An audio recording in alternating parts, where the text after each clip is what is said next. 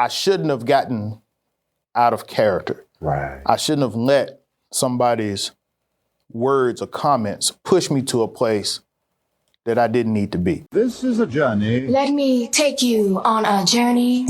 There will still be the journey. The journey. New sheriff in town, and his name is The journey. Journey. This thing is bigger than Nino Brown. This is the journey. The journey. What is it that moved you? The journey. The journey. The journey. The journey. The journey. Welcome back to The Journey. I'm your host, Larry Robinson, and today we have a little bit of different kind of guest today. But first, before I get into our guest, let me give you our quote that you can kind of use as the theme for this entire interview. So, this quote comes from a Danish philosopher, Søren Kierkegaard, and he says, "To dare is to lose one's footing momentarily. However, but to not dare is to lose oneself." And today we have a brother who has definitely lost his footing momentarily, but I definitely know that he has found himself. So today we have Mr. Bryant Ward, father, husband, straight out of North Memphis. That's right. In addition to that, he's been an entrepreneur, but he's also gone back to corporate America in a sense.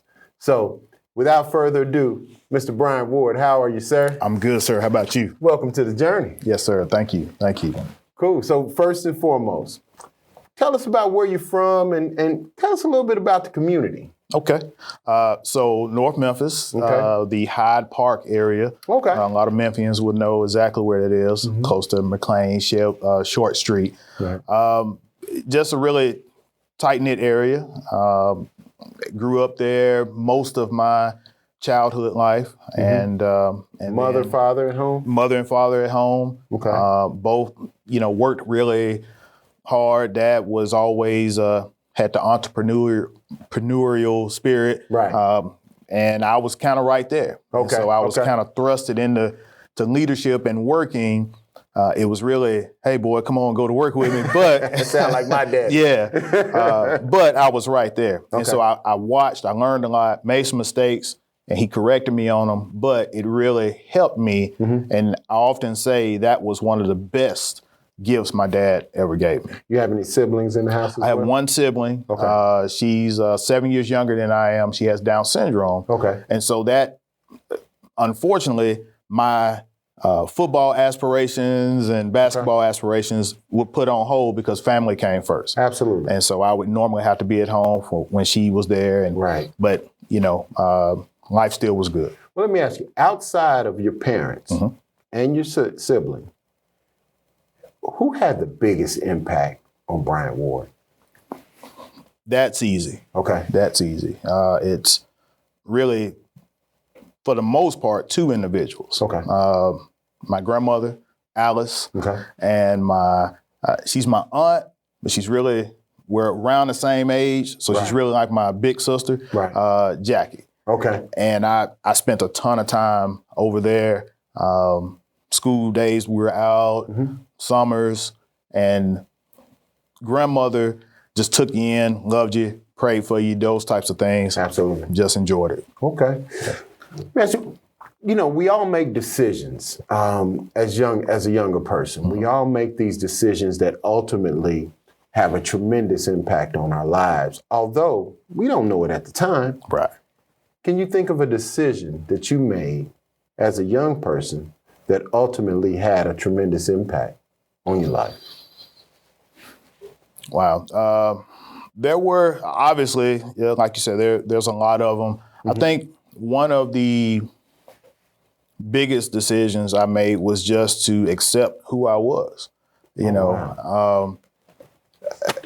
What does that mean? Well, during that time, it wasn't popular to be the dark-skinned kid, and so I accepted that. On top of that, Mom made me speak a little bit more proper, as they would say. Right. And I used to get teased about that a lot, but I learned to accept it. I didn't like it at first because nobody wants to be, teased, but Dad said there's two types of people in the world. There's leaders and there's followers. Right. Which one are you? Absolutely. And although I didn't quite get it right then, when I started to make the decision to accept who I was, life just became a little bit easier. So, for me. probably we're probably somewhere near the same age. And back during those early years, light skin was in. Light skin was in, yes, sir. So what was it like being a brown skinned brother? What was it like? What did that feel like at school and stuff like that? I didn't say brown skin. Hey, that guy looks like a match. So I mean, did it really affect you? It did. From a confidence standpoint? Oh yeah, definitely. Because it was always that was always the first thing. Dark skinned guy, and then Well, listen, hold on. We're going to come back to that. Okay. We're going to come back to that. All right. So let me ask you. Yeah. When you were growing up, we all had dreams. Yes. How different are you from the dreams of your childhood? Who you turned out to be versus the dreams of the younger years? Not very different. Okay. I always said I was going to grow up to be a businessman. All right. When did you know you were going to be okay? That things were going to be, okay, I can do this. I can survive. Somewhere around 25, 27. Okay. I knew I could do it. Was there a specific event? Yes. Okay. Around 27, late 26, 27, I started my own automotive shop. Okay. And, the first 6 months were what I expected. Right. Next year got better and it just got better. Now, of course, responsibility and everything else came along, but at that point, I realized I could do this. Okay. Because I know where I started. Right. And it's, you have to bet on yourself. Absolutely. What makes you get up every day and fight that fight every day? What's your why? The why is first the family. Right. My wife, my 4 kids. Right. I don't want to be a failure. And actually, one of the things that I often say, and it's kind of the basis of my wife and I's marriage, is failure is not an option. Wow. And whatever that means to the individual, to me, it means I'm going to give it everything I got. I'm not going to lay down, and because I don't succeed at something doesn't mean that I'm a failure. Right. But not trying it at all or just running away from it or taking the exit, that is a failure. I can imagine. Have you always kind of had taken the tough road? Is that something that has been a part of your kind of DNA? Yes. Okay. Whether I wanted it to be or not, it's always been that way. Wow. So most of us, especially black men, have an experience that really defines or at least allows us to know that we are black men. Yes.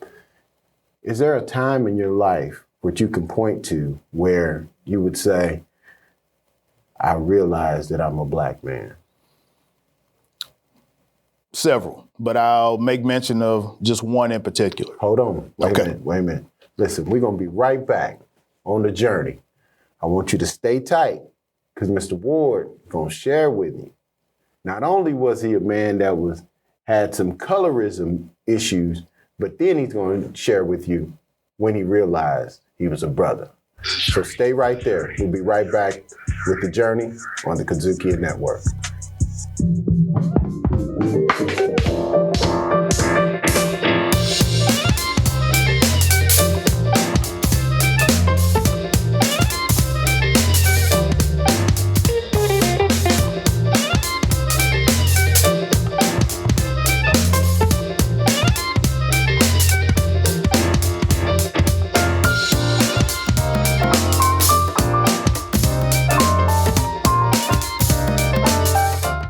Welcome back to The Journey. I'm your host, Larry Robinson, and today we have Mr. Bryant Ward.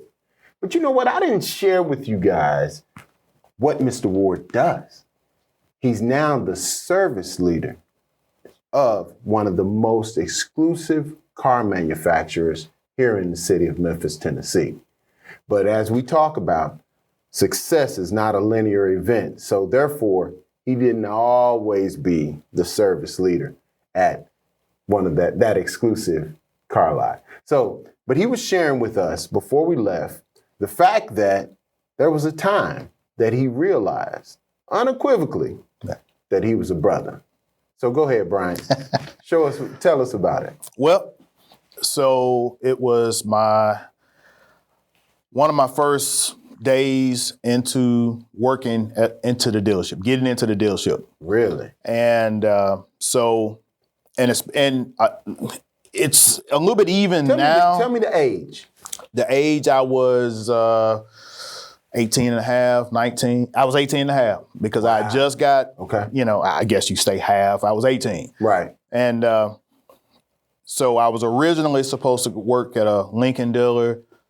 Age requirement wouldn't let me be on the insurance. So, so I ended up at this next dealer. It's a GM dealer. Right. And so I go in, I'm working, and, I start doing my thing, and I have to go to parts. Mm-hmm. So I walk into the parts department, and I'm greeted by a young man, and he looks at me up and down. He says, "What are you doing here?" N-word. Whoa. Yeah. So, a lot of thoughts and emotions all of a sudden come over you, and I was like, so out of the blue, yeah. This guy didn't know you from a can of paint. No. And that's how his first greeting. That was his first greeting. And you have to understand, I was always, for the most part of my career, I was always the only black guy. Okay. In the industry, in the shop. Right. And I was okay with that to a point, but this really made it like, and I thought he was joking. Right. And although that wasn't a good joke, I thought he was joking. And so, I kind of kept myself, I was like, "What'd you say?" And he said again, "You heard me, N-word, what are you doing here?" And so So at that point, did you slap him? I didn't. Okay. I smiled. And I think that's the smile you give before you go crazy or something. But right. No, I smiled at him, and I had some unsavory words, but I calmly said it. Right. I grabbed my parts and I walked away. Okay. He continued over the next few days, weeks, to do that. And, and I said, I went to management and said, "Hey, this is happening, whatever." And, it wasn't a lot that took place. It was, okay, we make notes of it. Right. Okay, go back to work. Right.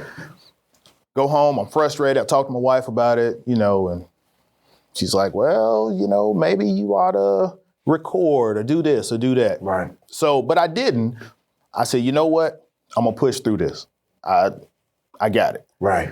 And I did. Now, that was the first, that wasn't but that was one of the most memorable times that caught me like that. Right. Because I already knew I was the minority. Right. But I didn't know it was happening like that. Right. And, it just, that caused me to be a little bitter and a little angry at the same time. Okay. And so for the next 6 months or so, I worked with a chip on my shoulder. Right. And it caused me to be so explosive when, sometimes you get an advisor to come to you or another employee and say, "Hey, what about this?" And if they said something wrong, I'm ready to go. And I had to stop that. Right. I started to reevaluate my actions. Right. And say, "You know what? I can handle this better than that. Cool. And I'm not gonna act this way." Right. Well, I can fast forward to holiday season. Right. Now, by this time, the guy still was himself, the parts person. Right. But I had an incident shopping at Raleigh Mall where I had someone we were passing and they almost hit my car. Right. And we both had the windows down. And I was like, hey man, watch out. And the gentleman with his family turns over and looks at me and says, won't you shut up? N-word. And I'm like, and at that point, it's almost like I just blacked out, right? So we get into an altercation at the Raleigh Mall. Whoa. I'm listening to and now I'm a young guy, and I'm full of just anger and everything, and I did have a weapon up under my seat, but I didn't grab it. One, he had his wife there and had his daughter there in this pickup truck, and he jumped out, and we're in the middle of the parking lot just going back and forth, and and then I rage and everything came out. Next thing I know, security's coming, breaking us up, and so they sent him his way, and they sent me my way, and I'm What like, did you learn from that? well, I learned that I shouldn't have gotten out of character. Right. I shouldn't have let somebody's words or comments push me to a place that I didn't need to be. Cool. I want to leave it right there because I got so much more to ask you, brother. So we're going to rewind it back. All right. Childhood. What was it like growing up in your house? Did you play a lot of sandlot football, pitch up tackle, all those things that kids do? I did a little bit. Okay. Not much. Not much. Not much. Surprisingly enough, although I had the frame to play football and I love basketball, I did go down and play. Right. But mostly, my childhood, I worked. Wow. Yeah. So fond memories of your childhood. Give me one good memory, and then I'm going to ask you about the negative. But I want to get that good one out because I need you to smile. All right. Yeah. I think the good memory was like I was sharing with the director a little while ago. And I guess this is part of my love for this brand. My dad bought a new car, had it delivered. Right. And, I'm 11, 12 years old. Right. Brand new shiny Cadillac is being delivered. Right. At our house, and I'm the one there to receive it. Wow. And I got my my neighbors and stuff looking out and looking and seeing, and it's like, I'm like, he's handing me the keys, and I'm like, yeah, we done came up now, Moving on up. Yeah. So that was a really highlight, I guess, and it just turns out it was the same brand that I'm currently managing right now. Okay. So that's kind of cool, but yeah.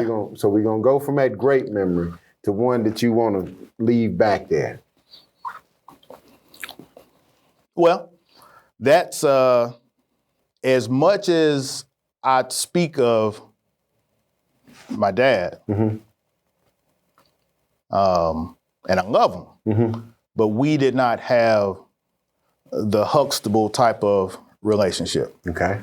It was an abusive relationship. Wow. And it was tough. Right. It made me really tough, but the short version is he was the only dad I knew. Right. As I found out later, he was there when I was 1. Right. And so he and my mom got married, and so everything was cool at first, 5, 6 years old, about 5 years old. I can remember being at the park, watching dad shoot hoops. I'm playing around. Right. Everything was great. Seems like the time I turned 6 or 7, it's just like a switch went off. Okay. And it just seemed like I was the point of his rage. How has that affected how you raised your 4 kids? That's complete opposite.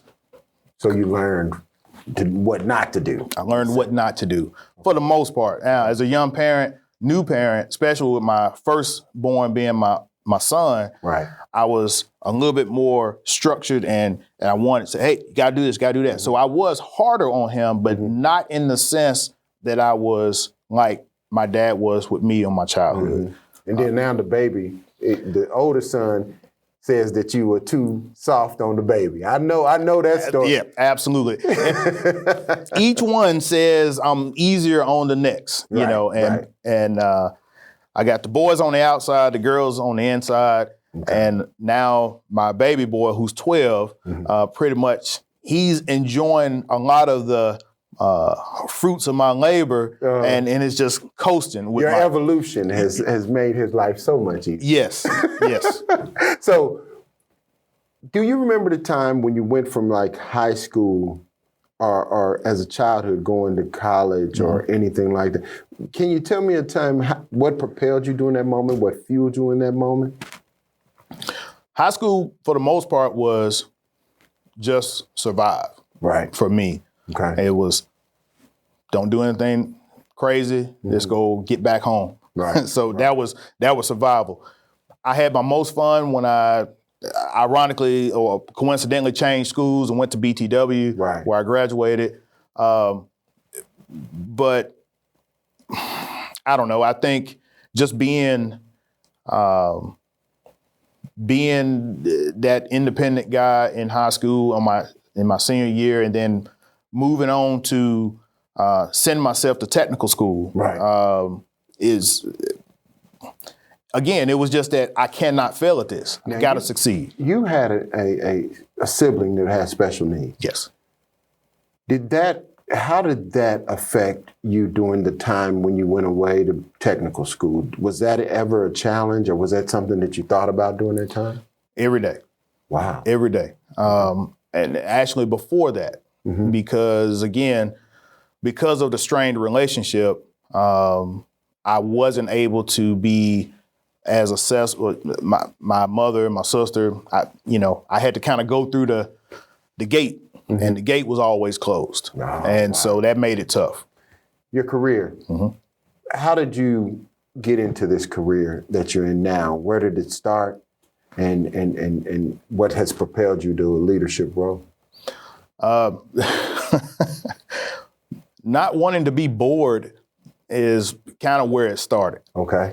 Funny, I always tore stuff apart just to see how it worked. And Mom used to get upset with me because I model cars and everything. Cars, it didn't matter. I would look at, all the cool toys were on TV on Saturday mornings. Right. So I would look at those toys, look at my toys, and try to make the toys that I saw. Wow. Or I would look at something and figure out how it works, and then I'd start taking it apart and then put it back together. And so when I got into this career, it was really partly out of a necessity, and then it just kind of went from there. Okay.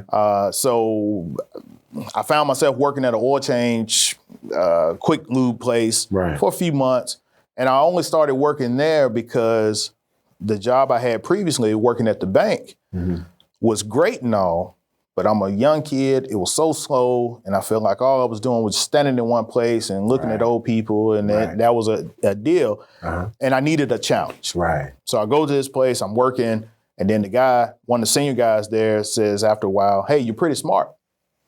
You need to go to a dealership, get your foot through the door." Right. And I did. I enjoyed it. Okay. Other than the parts department issue, I enjoyed it.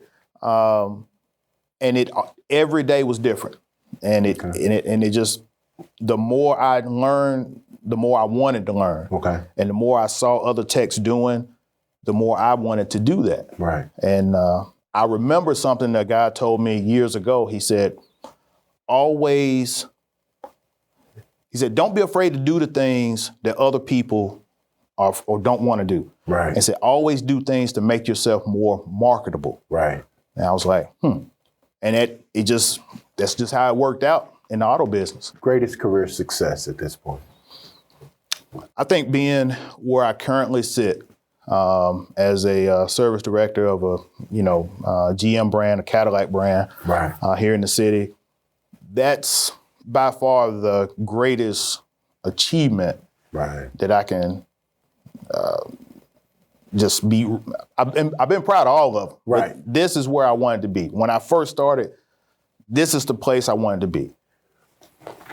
When you look back at that kid who was having to stay back with his sister, so on and so forth, what would you say if you could talk directly to him? Patience. Really? Yeah. Slow down. How would you explain patience to that kid? Because as a kid, we don't know what that really means. Right. So how would you unpack it? So when you're a kid and you see the goal, you see where you want to be. And so you're trying to hurry up and get there. Right. You will rush decisions, make unwise decisions. You will do things that you think will get you there sooner. Right. But I would tell myself to slow down. Okay. For instance, when I got into business, I saw a lot of guys with big toolboxes and a lot of tools. I wanted that, and I wanted to hurry up and get it. Right. So I put myself in debt. 2 trucks come by once a week, and I had 3 different tool accounts that I was paying once a week for each one. And that usually was around $150, sometimes $200. Right. Well, I'm just changing oil starting out. Right. So I really couldn't afford that. So, but I did it because I wanted to hurry up, and I did not want to wait. Now, some would say that's a good thing. Right. But it put me in such a strain. Right. And it made me have to work harder, work longer. And it just, finances wasn't great because of that. Right. I would say slow down. Slow down. Yeah, you don't have to do that. And, because it was just that sense of pride and that, I don't want to ask anybody for help. I don't want to have to borrow this guy tool or whatever. Although I had it offered. Well, Brian, we're coming to the end of this interview. Yeah. And I want you to look right in that camera. Okay. And talk to the young men and young boys that are listening to you. What Wardism would you leave them with today? Okay. I would say to each and every one, believe in yourself, push, don't settle, failure is not an option for you. You can make it. There's going to be a lot of ups and downs. There's going to be a lot of things that stand in your way, but you cannot allow them to get you down, to deter you. The best thing about being a success story is sharing with people the things that you've been able to overcome and get through. That's what makes you a success story. And it doesn't always mean that you have to have all of the money, all of this, all of that. Being successful sometimes means just being able to lay down at night in peace. Being successful sometimes means just having a family that you love and they love you back equally.